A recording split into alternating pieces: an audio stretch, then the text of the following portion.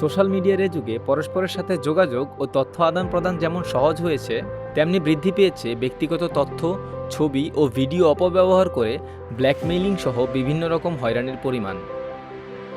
কোনো ক্ষেত্রে ভিকটিম নিজেও জানতে পারছেন না, তার তথ্য ও ছবি ব্যবহার করে অপরাধীরা ইন্টারনেটে বিভিন্ন রকমের অপরাধ করে বেড়াচ্ছে। প্রতিকার চাওয়া তো দূরের কথা, অনেক সময় লোকলজ্জার ভয়ে সেটা প্রকাশ করাও দুষ্কর হয়ে পড়ে। চলুন দেখে নেওয়া যাক সোশ্যাল মিডিয়ায় কী ধরনের হয়রানির শিকার হতে পারেন আপনি।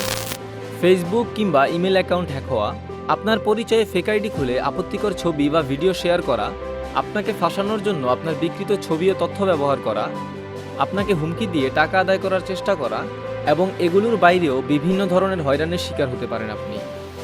এসব সমস্যার সমাধান করার প্রত্যয়ে 2018 সাল থেকে সামাজিক যোগাযোগ মাধ্যম ফেসবুকে পেজ ও গ্রুপের মাধ্যমে সেবা ও পরামর্শ দিয়ে আসছে আইনি সেবা প্রতিষ্ঠান ফাইন্ড মাই অ্যাডভোকেট।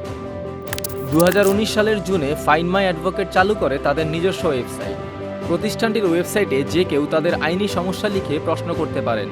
সেখান থেকে সমস্যা পর্যালোচনা করে পরামর্শ দিয়ে থাকেন অভিজ্ঞ আইনজীবীরা। ফাইন্ড মাই অ্যাডভোকেটের প্রতিষ্ঠাতা বাংলাদেশ সুপ্রিম কোর্টের আইনজীবী মোহাম্মদ হায়দার তানভীরুজ্জামান। প্রতিষ্ঠানটির মাধ্যমে ফোন কল, চেম্বার কিংবা নিজ ঘরে বসে সরাসরি আইনি পরামর্শ পাওয়া যায়। ঢাকার বাইরে বসবাসকারী দক্ষ আইনজীবীদের খোঁজও রয়েছে তাদের ডেটাবেজে।